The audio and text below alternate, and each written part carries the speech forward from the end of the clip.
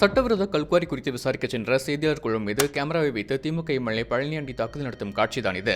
சம்பவ இடத்தில் பழனியாண்டி இல்லை எனவும் அவர் செய்தியாளர்களை பார்க்கவே இல்லை எனவும் அவரது ஆதரவாளர்கள் கூறி வந்தது பொய் என 2 நாட்கள் முன்னர் வெளியான இந்த வீடியோ பதிவு நிரூபித்திருக்கிறது.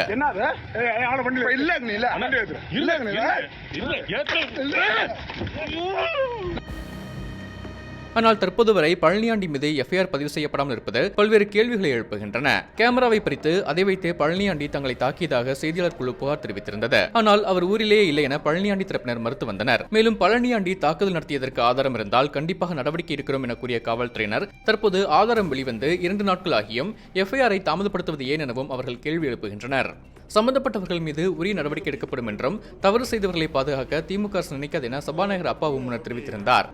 பத்திரிகையாளர்கள் தாக்கப்பட்டிருந்தால் கடும் நடவடிக்கை இந்த அரசு எடுக்கும். யார் தவறு செய்தாலும் யாரையும் பாதுகாக்க இந்த அரசு நினைக்காது. ஆனால் முதல்வர் ஸ்டாலினின் நம்பிக்கைக்குரிய நபராக அறியப்படுவதால் பழனியாண்டி மீது நடவடிக்கை எடுக்க காவல்துறை தயங்குகிறதா என எதிர்க்கட்சியினர் கேள்வி எழுப்பி வருகின்றனர்.